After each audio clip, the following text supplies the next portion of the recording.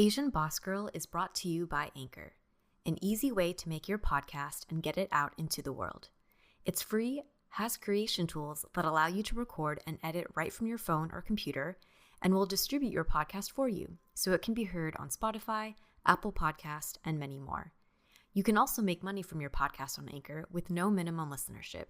It's everything you need to make a podcast in one place. Download the free Anchor app or go to anchor.fm to get started.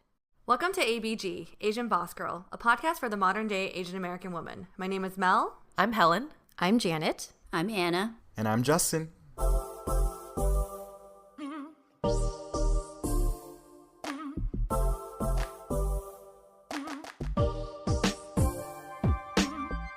The topic we are covering today is one that we've been wanting to address for a while, but because none of the three of us could speak authentically to this, we wanted to bring on some guests who could share personal anecdotes and perspectives. Identity plays such a big role in a person's life, and there are so many facets to it. Today we are going to be exploring sexual orientation and identity, specifically queer and gay, and the nuances of what that means when you're Asian American. Our two guests are very good friends of ours, and after having many of these types of conversations offline, we are so happy to offer our platform for them to share their stories. Yes, and for context, Anna is a very close friend of mine from the Bay Area, and she's actually living with my college roommate and someone I always see when I'm back home. And Justin is a close friend of all three of ours. You might recognize him in some of our Instagram posts where he has graciously offered his photography skills, and Justin is also a musician known as one half of the duo J-Rod Twins. Let's welcome Justin and Anna to the ABG podcast. Hi, guys. Hi. Welcome, welcome. Thank you so much for being on, guys. I'm so excited for this episode. Yeah. Okay. I know. So we're going to start off by doing an introduction and also just sharing your personal stories. So why don't you give us a background of yourself, your name, occupation, what pronouns you go by, and for the purposes of this episode, what is your sexual orientation? Hi, everyone. I'm Anna. I currently live in San Francisco. I'm 30 years old. I work at Facebook as a business lead for entertainment. My pronouns are she and her, and I identify as queer. Hey, everyone. My name is Justin. I'm 29 years old, and I'm originally from Seattle, Washington, but now I'm down near the Los Angeles area pursuing music and YouTube full-time with my twin brother, and I go by he, and my sexual orientation is gay. Wonderful. Thank you guys so much for giving us that background. So our first question, we'll just dive into the topic of when and how did you first have exposure to sexuality and identity? And when did you know that you were what you currently identify as? So I grew up in a really small, Asian community, near Long Beach. It's called Cerritos. And so I was, very sheltered growing up. I also grew up super religious. And so I had no idea I didn't even know gay people existed when I was in high school. And I think my first exposure to it was when one of my closest guy friends in high school, who incidentally I had gone to prom with and stuff, came out as gay senior year. And so that kind of got me thinking people like this do exist in the world. But I had, I was so sheltered from it, I didn't really know what that meant. I think in tandem too during high school, it's very typical that you have a boyfriend, or as a female, you have a boyfriend and you have a crush, and that's kind of what your high school life kind of centers around. And I remember kind of participating in it, but it felt very, just like I said, participatory. It felt forced, and I never felt really drawn to men. And even at a young age, going through puberty and stuff, I always had an inclination for women. So I had really close female friends, often older students at my school who I always just kind of was drawn towards. And so in high school, not being able to know what that is and not be able to name that was really confusing. But it was something that I was able to kind of learn more about. And when I went to college, I went to UCSD. In my freshman and sophomore year, I just encountered a lot of different types of people. And I think even though because of my Christian background, I was taught to kind of close myself off to people who are different from me, at the same time, I was really drawn to them. So I was really curious. And I think with a lot of people my age who kind of go through this self-discovery, a lot of it happened within media. And so I stumbled upon a show. It was a Canadian show called South of Nowhere, where this Catholic girl is living her life in high school, and she realizes she's gay. And so I identified with that immediately. It just kind of jump-started a questioning within me of like, how do I balance my identity as one, like an Asian daughter in a really strict family home, two, as a Christian where my faith tells me like this is not a thing, and then thirdly, as of an identity that I like really truly identified with but felt so like it was a far reach because I could never be that. I officially came out my sophomore year of college in 2009, and I would say like up until that point there was a lot less exposure, and then my exposure kind of like peaked from then. I went out to WeHo every weekend and met all the the gay community and things like that. Wonderful. So it sounds like college and the media played a huge role in kind of allowing you to have a perception and slowly kind of a relatability for yourself. Yeah, totally. I mean, like being able to see and recognize someone that you see on screen, I think it plays a really big role, because if you're not able to see that in something mainstream, it makes you feel invisible. Thank you for sharing. How about you, Justin? So for me, it all started when I was probably 3 or 4 years old. My family started noticing things a little bit different about me than my brother. Obviously, we're twins, and so naturally there's going to be a comparison there, right? Like, they should be the same. They should be, they should do everything the same. They should dress the same. But I was a little different. So my sister and my mom caught me trying on my sister's clothes, or putting on her heels, or even maybe putting on her makeup.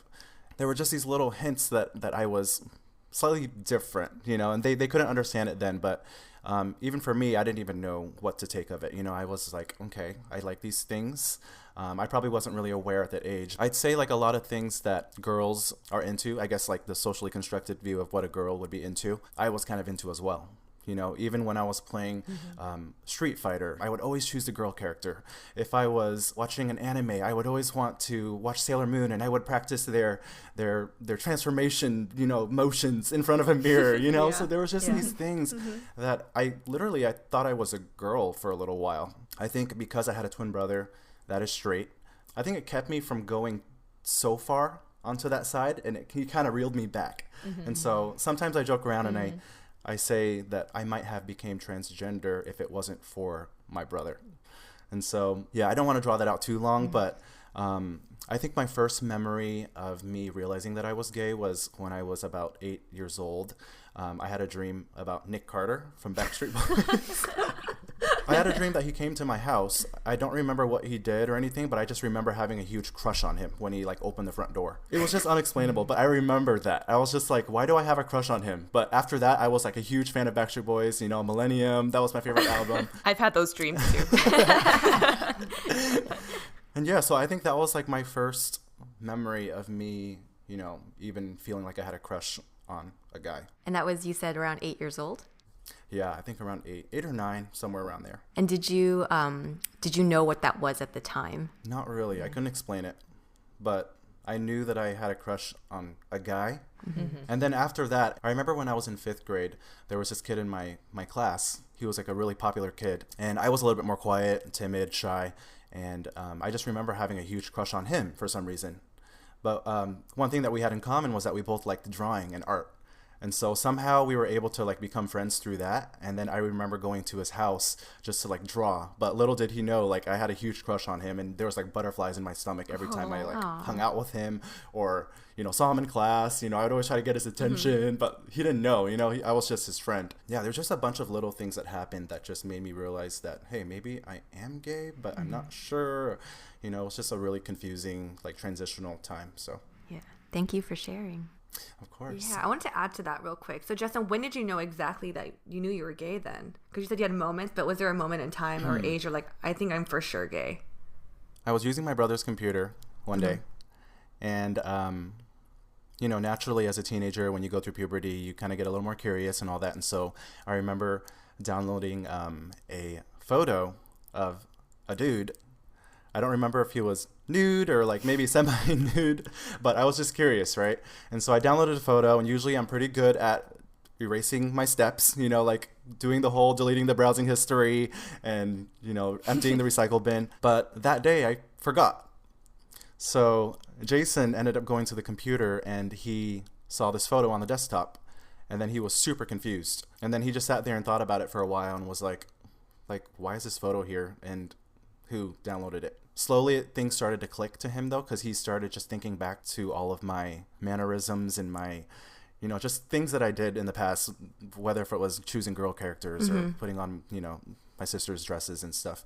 And then he was like, oh my God, is Justin gay? We both lived in different houses at the time, and we were neighbors. So I went over to his house because he called me over and then confronted me about the photos. And I was like, those aren't my photos. Like, I didn't download those photos. I think Stephanie did. But Stephanie is my sister. So I blamed it on my sister. I kind of lied in the moment. But then being twins, you know each other inside and out. Well, I mean, most of the time you know each other inside and out. I don't want to speak on behalf of all twins, but, we started as womb mates, I like to say, So we know each other pretty well. So he could sense there was something off. And then eventually I caved in, and then I just told him, I was like, I think I like guys. Like, I think that's how I came out to him. And honestly, I didn't know either, I still said I think, but that was the time when I really was able to verbalize it. And I think that was probably the moment that I knew that I was gay. So that was my first time verbalizing it. So yeah, I came out to my brother that night. He didn't react too well to it. He basically just said, are you sure? I think you can change, that's what he was, as a 13-year-old, it's common as a 13-year-old to not understand. And I understood that he needed time as well. So I just said, I don't know, I think I'm gay, but, we'll see. I just said, we'll see. We were neighbors, like I said earlier. And so I went back to my house, and then Jason stayed there. And then before I left, he said, don't do anything stupid or something that you'll regret. Yeah. So that showed that he was aware, that this could have been really tough on me, but I think he needed some time as well. And, the next morning we woke up and forgot it ever happened. And then I pretended I was straight until I was 21. And that's when I came out again to everyone else. Continuing on to when I was 21, I decided, that I wanted to come out again, and I was ready. So after all these years of suppressing myself and hiding my true self and focusing on being straight and not showing my mannerisms, not being too girly, not walking with my butt shaking back and forth, just little things like that. I decided I can't do this anymore. And I actually started secretly dating a guy, and I didn't tell Jason about it or anyone. And then our relationship just kept progressing, and then I was tired of just hiding, hiding all of it. And so one night I decided to write a letter to Jason. And I knew that he would wake up earlier than me the next morning to go to work. And so I left it in the bathroom over the sink. It was really hard because the very first time he reacted, I was kind of traumatized from that. And so I didn't want to do it in person again. And so I wrote a letter, left it in the bathroom. At this point, we were living in the same house, but in separate bedrooms. And so the next morning, I woke up super early, and I knew what time he had to go to work. And so I was ready for him to go to the bathroom and read the letter, all of that. He went to the bathroom, read the letter, and I heard him walking towards my bedroom door. And he slid my door open, and then I was pretending like I was sleeping, of course. And he just stood there and stared at me and didn't say anything. He stood there for about 4 or 5 seconds, and then he left for work. And the whole time I was in bed, just my heart was about to explode. I didn't know how he was going to react. I didn't know if he was going to accept me or what. And so later on, he got to work and decided to send me a text and told me that he was so excited and so happy that I finally was able to come out. And he told me he's been waiting for this day ever since we were 13. And then after that, it was smooth sailing. I had my brother, who was my best friend, who was my honorary gay best friend. He was helping me come out to all my friends' family. Sometimes he'd spit it out for me. We would do a 3, 2, 1. I'm gay. Justin's gay.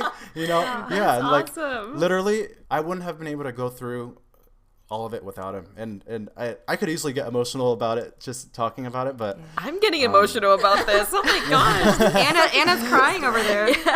Yeah, just the perks of having a twin brother, to be honest, during this entire journey. Yeah. It's been a huge blessing. So. Oh my gosh, Anna, are you tearing up? We're on a Zoom call right now. Yeah, I'm like, your eyes. Oh, legit. I want to give you a virtual hug. Yeah, seriously. Go, Jason. Yeah. So much respect for Jason. He's the best, guys. Yeah. I love that. I love that. I love that family love.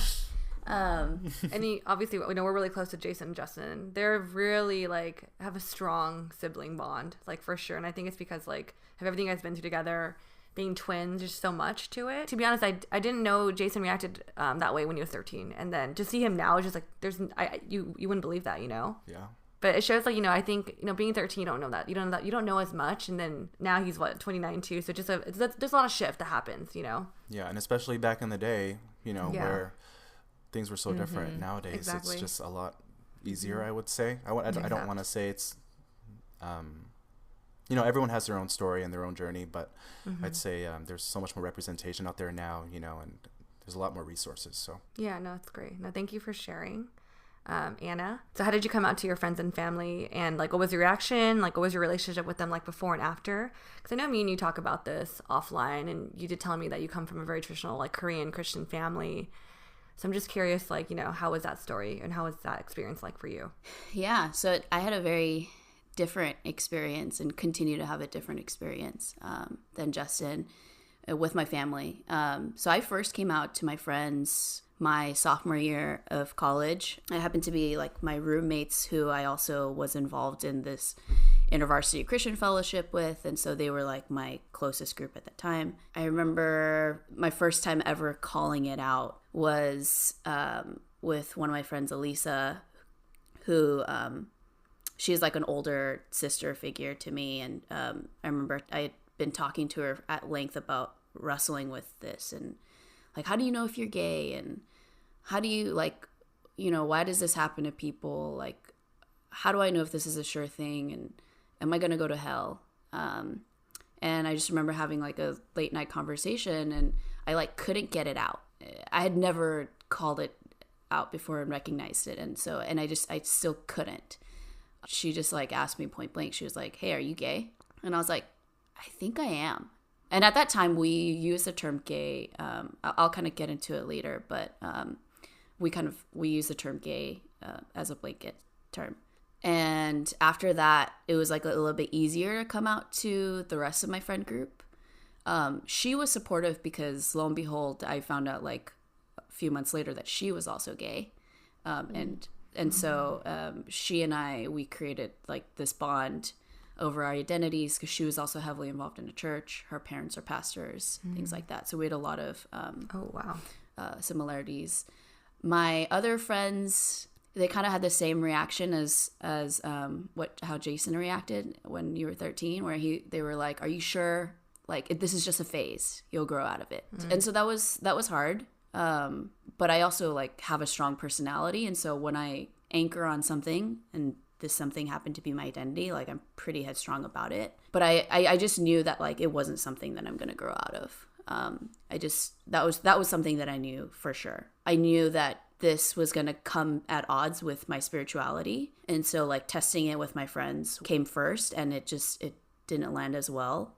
But they were still supportive. They were like, you know, like, because you might grow out of it, like they were still like friends, and they loved me and things like that. After I graduated college, I had been living back at home with my parents and the entire time. So at this point, I had been out for about 2 years.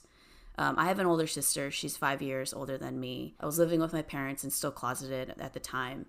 And I met a girl.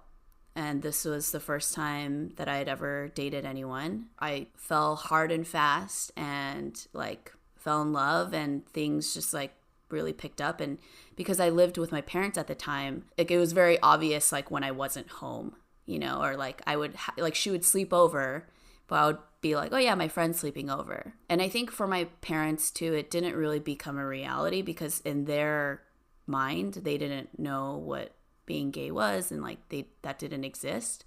But for my sister, she did kind of pick up on it. I think about like 6 months into she and I dating, I remember my sister called me up one night and she was like, "Hey, I need you to come over. We need to talk." She lived like a couple blocks down the road from her parents' house. So I was like, okay.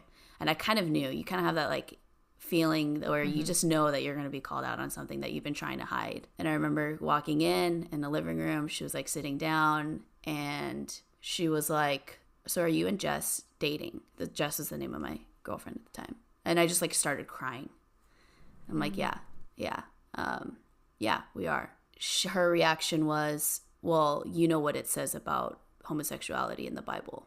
And I was just like, yeah, I mean, of course. Like, this was something that I knew and had been wrestling with my entire life. And for that to be the first thing that came out of her mouth, like, was really hard. And then the third thing she said was like, do our parents know? She was like, you have to tell our parents. I personally wasn't ready for that. I don't think there was ever a time that I was going to be ready for that. And I just told her, no, I don't think I'm going to tell them. And she was just like, no, I think they should know. And then I think like 2 days passed. I went home. Like, we really didn't talk about it other than the fact that she was like, this is not okay because of our faith. I remember, like, I think it was like 2 days later, I came home to my parents' house and both my parents were sitting in the living room. I'd come home pretty late that night. My dad, who's like very typical, like, Korean father, doesn't have very many words, doesn't talk about anything, isn't confrontational, like, just like point blank asked me, like, do you like girls? And I said, yeah. And I immediately started crying. That night is kind of a blur to me. I think I would kind of honestly like block some of it out. There were some misunderstandings on my part about my parents' reactions. Because initially they started off like really angry. Like, my mom was like, this is not okay. This is not how you should be and how, you know, a Korean Christian girl should behave. And she was like telling me to break up with my girlfriend and things like that. And she was like, you can't see Jess anymore and things like that. And at that time I was like financially independent. And I was like early 20s. And so I was like, well, like, if I can't be who I am, then I'm going to leave. I'm going to move out. And I remember like running to my door, slamming it and going to sleep. The next morning, woke up, parents acted like nothing had happened. We kind of like didn't really talk about it until like later that evening. And my mom just came up to me and she was like, don't move out. I don't want you to move out. But that was kind of it. And that at this time, like, my dad hadn't really said anything. So it was like confusing. Like, I just had gotten really confusing messages from my parents. And I think in a way I still continue to. A couple weeks later, my dad had actually like called me to come home after work that day because he needed to talk to me about something. And I came home and there was another man that I'd never seen in the living room. I was like, hi, who are you? You know, it's like this Korean man. And he was like, oh, I'm the pastor at your dad's church. Your dad told me that you need to be prayed for. So like, can we pray together today? And I was like, that's weird. Because he hadn't reacted in any way whatsoever, I kind of just imagined in my brain that like he had glossed it over as he's praying out loud. And he's like, please, Lord, I hope that Anna returns to you and she doesn't experience these feelings that she's not supposed to anymore. Something of that nature. And in effect, he was trying to pray away the gay. And I think immediately that something clicked in me and I got up, I went upstairs, I packed a bag. I called my girlfriend. I said, hey, can I stay over at your place a couple days? Like, I can't be in this house. And I left. I didn't say anything to my dad. I didn't say anything to that man. Just walked out, went to my girlfriend's house and just like bawled profusely for a couple hours.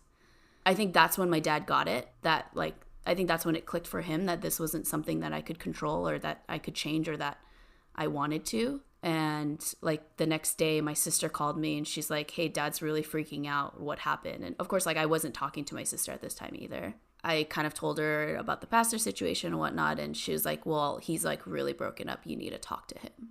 And so like I had to reach out to my dad.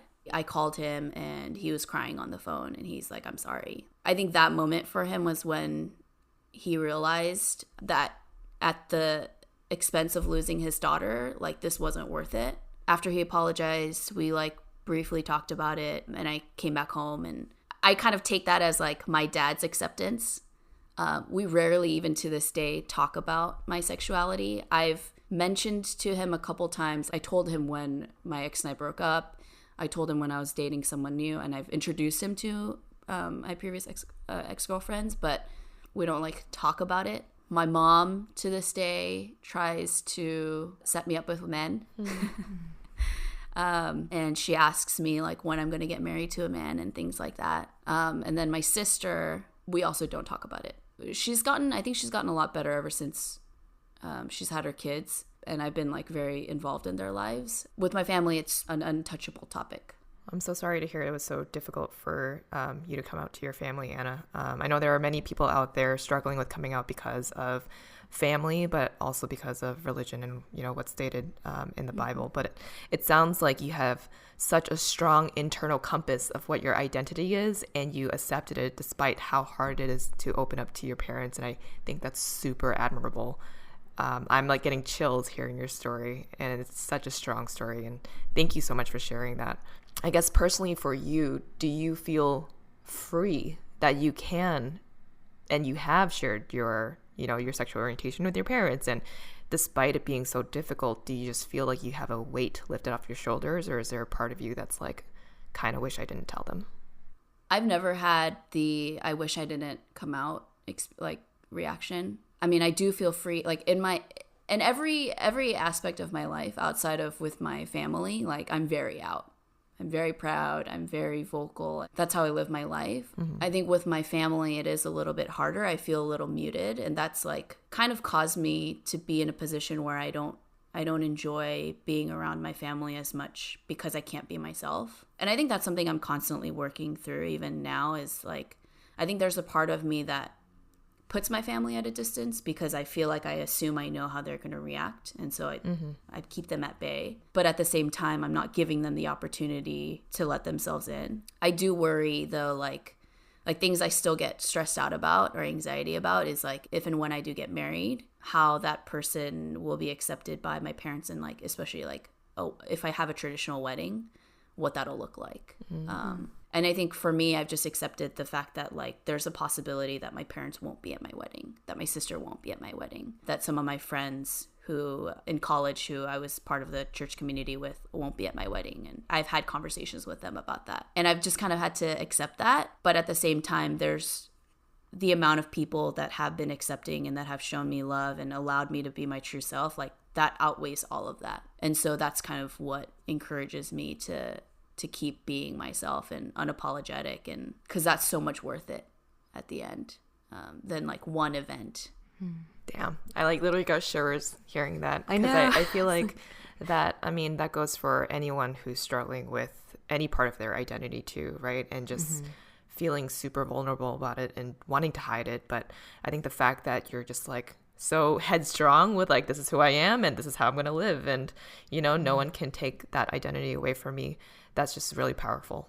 I guess for Justin, for you, I also wanted to ask, Jason was very accepting of your coming out, and your family was as well. Was that something that was also very freeing for you? Yeah, definitely. I'm sure, Anna, you can relate as well somewhat. Just holding in that secret is not fun, right? I mean, earlier I was kind of explaining, how coming out and having a twin brother is just really helps with the process. But yeah, like I definitely can empathize with a lot of the things that Anna went through.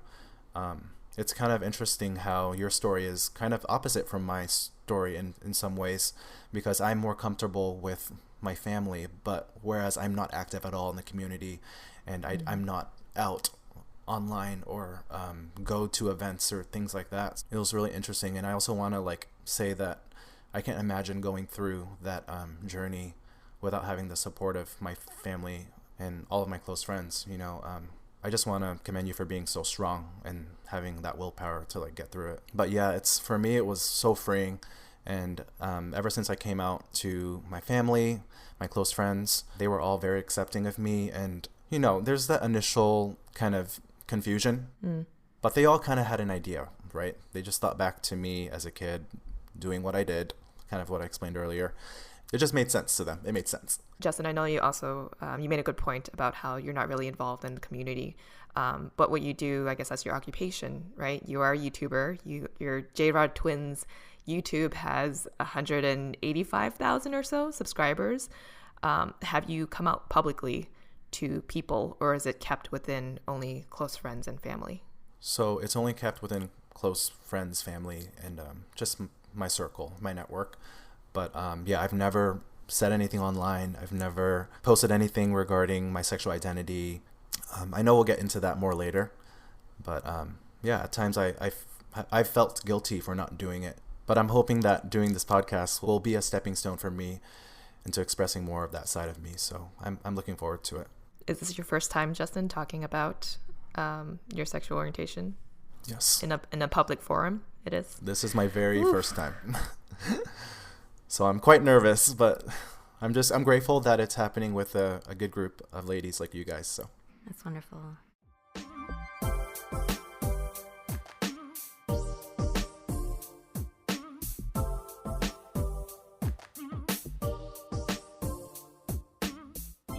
Ever since we started selling merch on ABG, check out asianbossgirl.com/shop, we've been using ShipStation.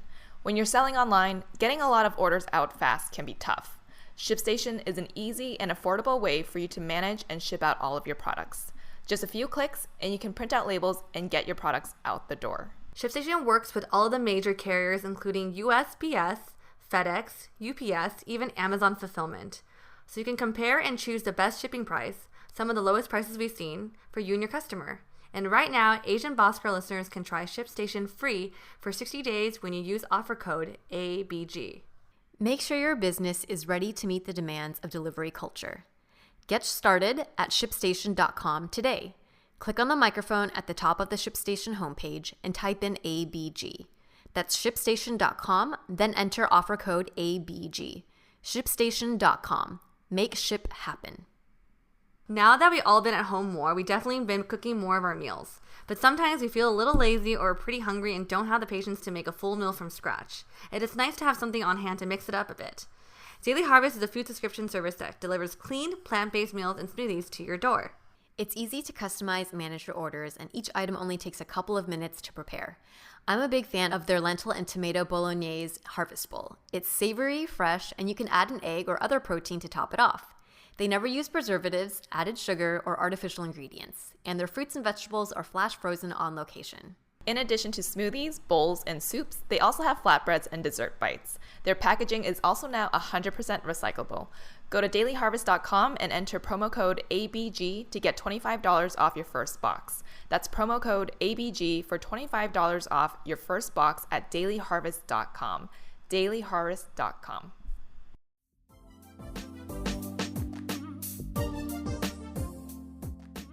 Both Anna and Justin, you guys are talking about kind of the difference of your family and friends, close people, and then kind of a public community.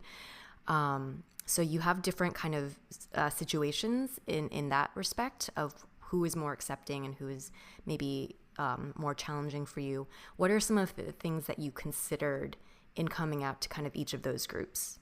Yeah, that's a great question. I mean, for me, there were layers of it being Asian American and then also being Christian. And so I think, one, being Asian American, I was thinking about, like, what are the implications to my community? I think typically especially in Korean American culture, even now, there are not a lot of like queer folks out. If you do, like, they're typically the quote unquote like flamboyantly gay comedian characters who, you know, in Korean media, you don't see any, like, a lot of female lesbian characters out there. And in Asian culture, it's so important because you're a representation of your family. And so this aspect of, like, bringing honor to your family is, like, such a thing that weighs heavily, I think, on every one of us in this conversation here. So, like, that was one layer of it. And then the second layer of it is, like, I think was the harder one, is being Christian. The fate of my soul essentially is on the line, right? Because you have people saying that I'm going to go to hell because of my sexuality. There are 6 verses in the Bible that talk about homosexuality. Money is a topic that's talked about more in the Bible than homosexuality. Yet it's spurred so many people to have these strong beliefs that what we're doing is a choice and what we're doing is wrong. It feels louder a lot of the times.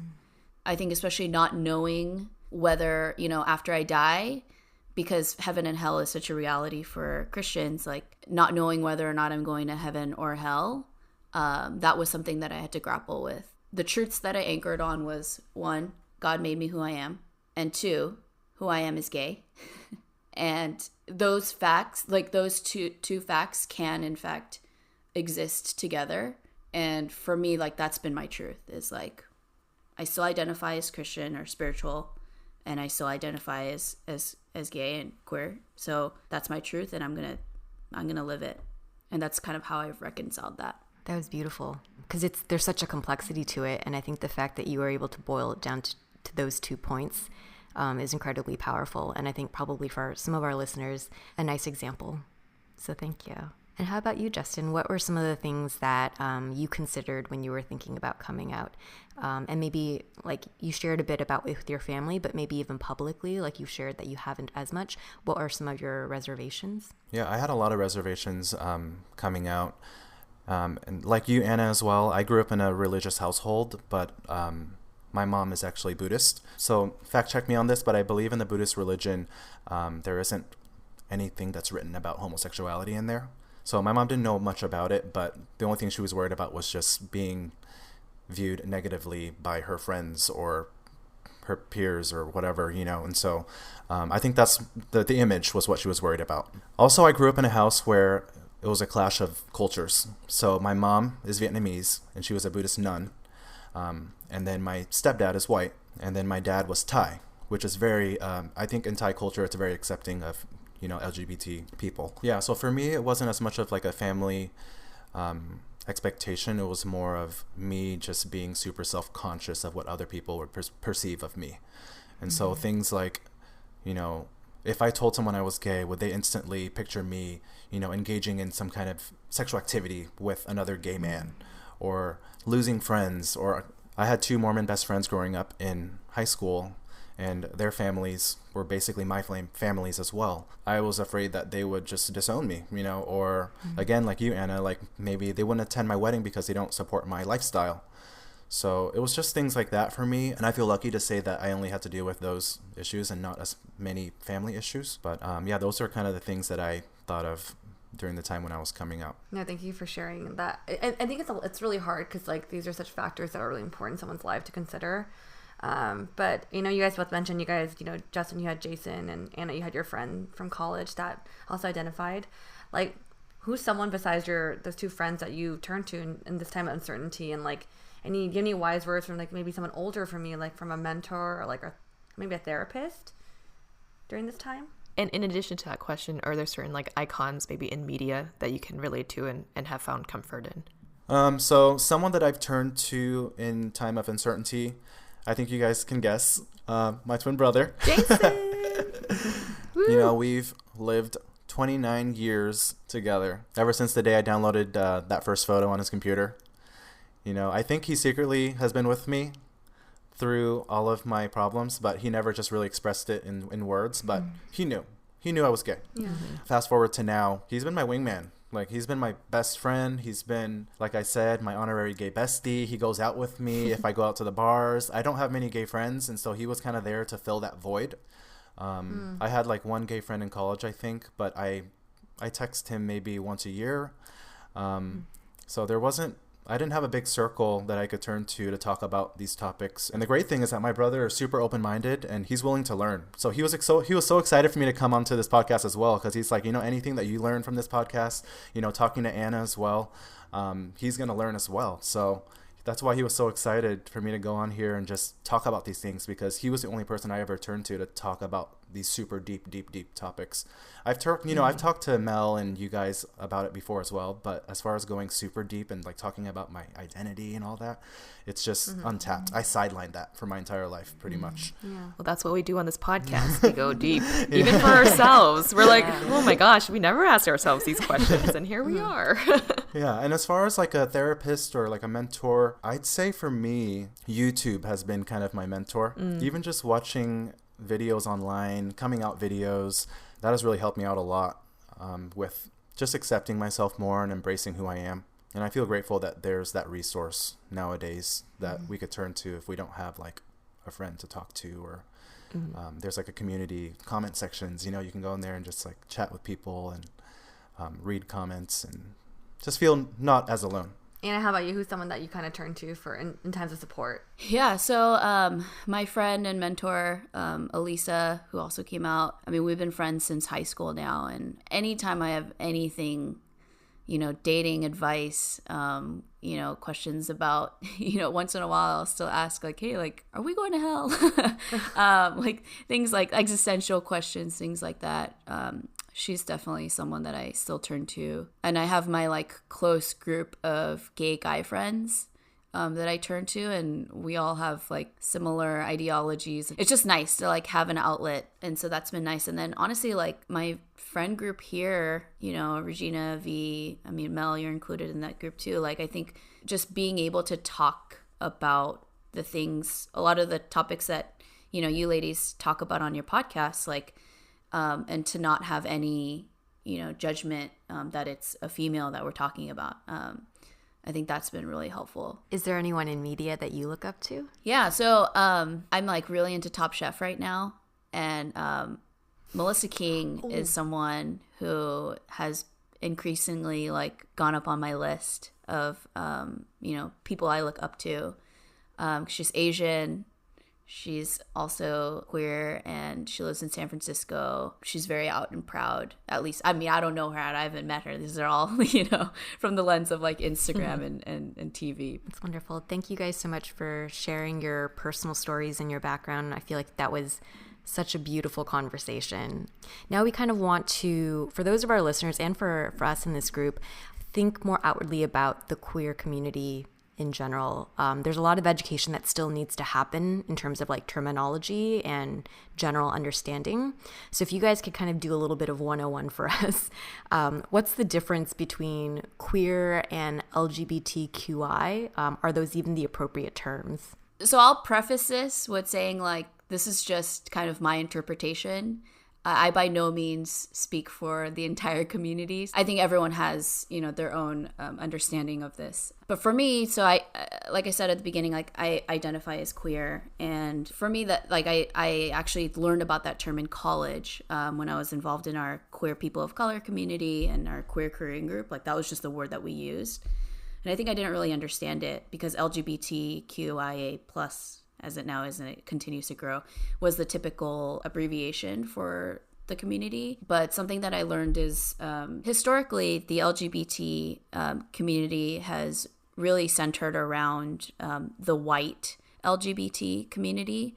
So a lot of times when you think about history, a lot of the Stonewall and things like that really only encompass a lot of the white communities, white male communities involved. And so LGBT was kind of this umbrella term to include lesbian, trans, and bi, but like the bulk of the community was made up of white gay men. Queer used to be a derogatory term used against the LGBT community, but in recent years, like because it includes people of color and people who identify on the outskirts, so you're thinking like genderqueer folks, non-monogamous, it's kind of a reclamation of that. And so I personally prefer using the term queer because it now includes the experiences of people of color, people who aren't included in the original LGBT spectrum. I think, Anna and I were talking about this before, and I was like, can you please educate me on this? Because I think to be honest, this is something I feel like I don't want to say if you're not involved in the community, but like I think it's something that I feel like we should be educated on. I think a lot of people are just afraid to use the wrong terminology because they don't want to come off offensive because they just don't know. So I was asking Anna about this, and she was totally educating me on this back at home. So thank you for sharing that. Something that I've learned also, and you make a good point, Mel, it's I guess if you're not surrounded by people who do identify, then you're very sensitive about what words and what terminology you should be using or would appropriately be using, I guess.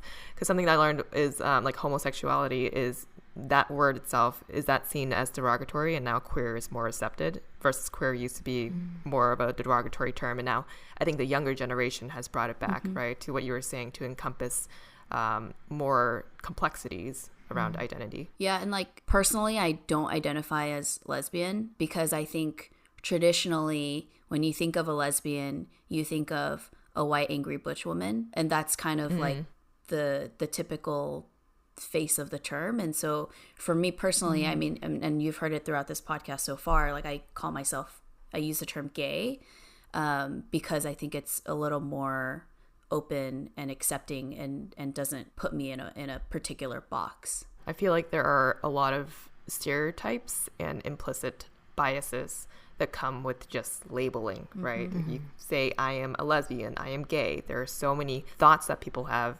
about what that means, which is so unfair because everyone is it's very complex and shouldn't be, fit into a box.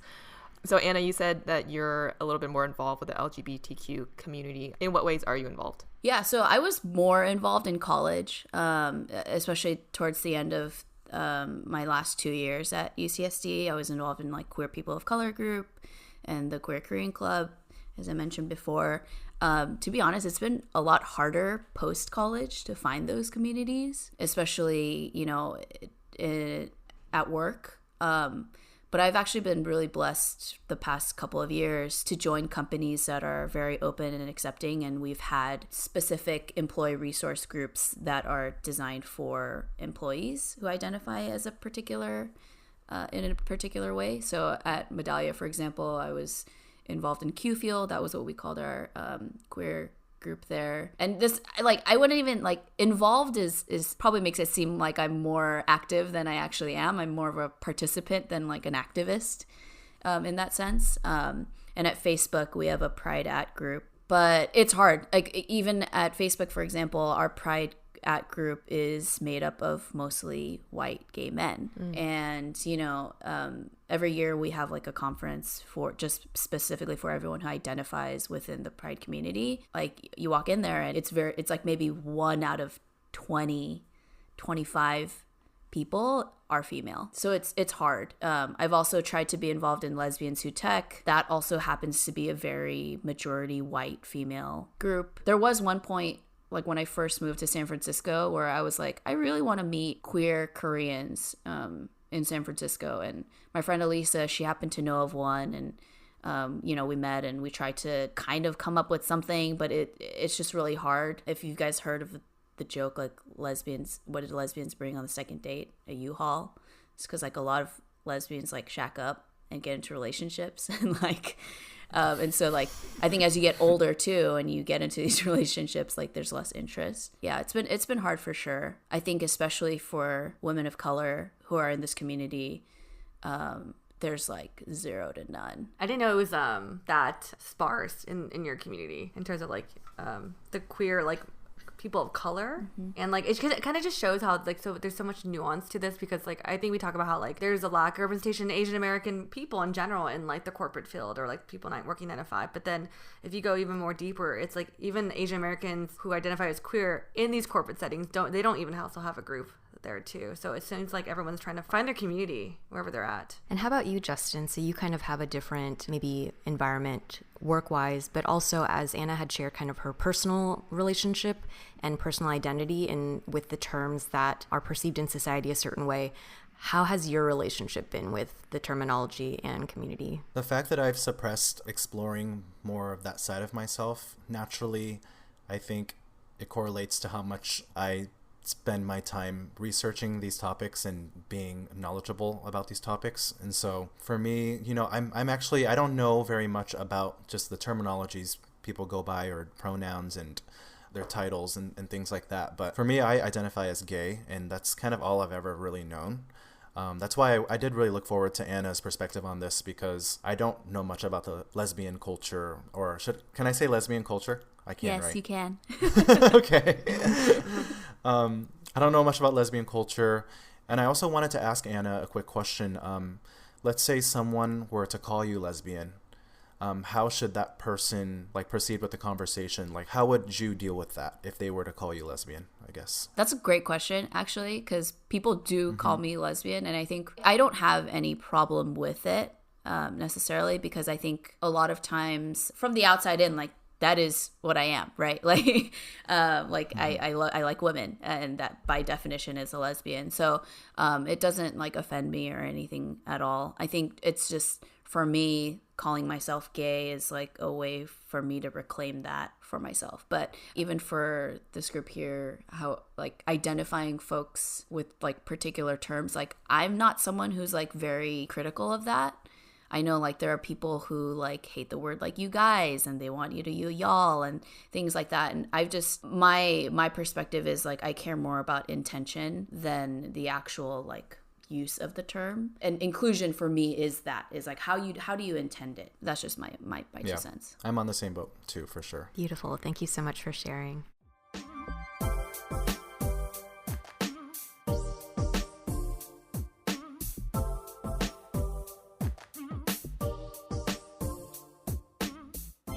Thank you so much for sharing your personal stories with us and your coming out story, and also just your involvement in the queer community. I feel like we're just brushing the surface of a topic that is incredibly nuanced, and there's so much to it. And we want to do it justice. I was going to say Justin. and we want to do it justice, obviously. So seeing that we're already hitting the 1 hour mark, let's maybe close this one out for this episode. And we'll go deeper into topics like your current identity, how is your dating life, and a lot more juicy topics too in the next episode. So Anna and Justin, where can our listeners find you digitally or on the interwebs? So I'm on Instagram. My handle is @mynameisAnnaLee. Yeah, hit me up there. So you can find me at Justin Rod Jan, Rod like a fishing rod, and then Jan like January. Or you can check out our music too. Can I plug that in? At JRod Yeah, Twins. for sure. JRod, fishing rod again, and then Twins. We have some partnerships that we're very happy to share with you all. If you guys want to go to our partnership page or in the show notes, you'll see the links and the discount codes. You could also find us on all of the podcasting platforms like Spotify, Apple Podcast, and Google Podcast. Subscribe and leave us a rating and review at Asian Boss Girl. And if you'd like to support us through monthly donations, you can now do so at anchor.fm/AsianBossGirl/support. We're also very active on social. Our handle is at Asian Boss Girl. If you resonate with today's guests and their incredible, vulnerable stories, screen cap this podcast, tag us, and we can reshare on our Instagram story. Also find us on YouTube, where we have started posting some vlogs. Subscribe at Asian Boss Girl. And thank you to our super talented editor, Michelle, for working all her magic on our episodes, including this one. Catch us on the next episode. Bye.